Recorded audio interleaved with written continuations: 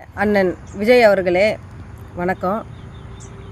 உங்களை நான் அரசியல் ரீதியாக கருத்தியல் ரீதியாக விமர்சனம் செய்யறதுல தவறு எதுவும் இல்லை. ஆனால் அந்த விமர்சனத்தில் உங்களை நான் தனிப்பட்ட முறையில் ஒருமையில் பேசுனதுக்கும் உங்களுடைய தனிப்பட்ட வாழ்க்கை குறித்து ஒருமையில் பேசுனதுக்கும் இந்த நேரத்தில் அண்ணன் விஜய் அவர்கள்கிட்ட நான் நிபந்தனையற்ற மன்னிப்பை கூறுகிறேன்.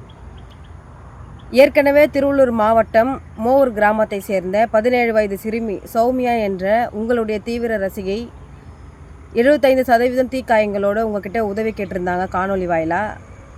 அந்த தங்கையின் சார்பாக நாங்களும் உங்களுக்கு எங்களுடைய அமைப்பு சார்பாக உங்களுக்கு ஒரு கோரிக்கை வைத்தோம். ஆனால் உரிய நேரத்தில் அந்த குழந்தைக்கு நீங்கள் உதவாதனால அந்த தங்கை இறந்துட்டாங்க. அதுவும் என் கண் முன்னே இறந்தது இனிமே எந்த ஒரு பெண்ணுக்கும் இது போல் ஒரு நிலைமை என்றைக்குமே வரக்கூடாதுன்னு அன்றைக்கே நான் நினச்சேன்.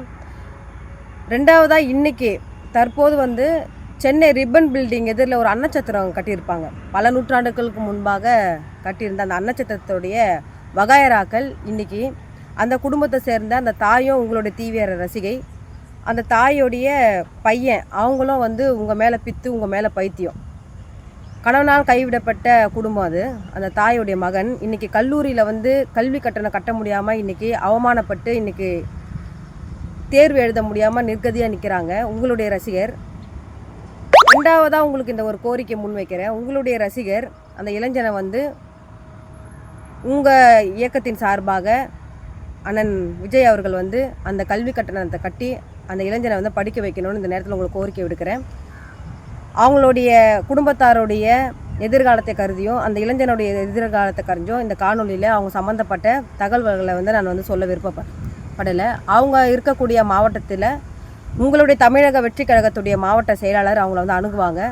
அவர்கள் மூலியமாக உடனடியாக அந்த இளைஞனுடைய உங்களுடைய ரசிகருடைய அந்த கல்வி கட்டணத்தை கட்டி அவங்க தேர்வு எழுதி மேற்கொண்டு பட்ட மேற்படிப்பு படிக்கிறதுக்கு நீங்கள் உறுதுணையாக இருக்கணும்னு இந்த நேரத்தில் உங்களுக்கு கோரிக்கை விடுக்கின்றேன். செய்திகளை உடனுக்குடன் தெரிந்து கொள்ள கீழ்கண்ட கேபிள் மற்றும் டிடிஹெச் நெட்வொர்க்குகளில் எம்நாடு செய்தி தொலைக்காட்சியை காணுங்கள். பாதகம் செய்பவரை கண்டால் நாம் பயம் கொள்ளலாகாது பாப்பா.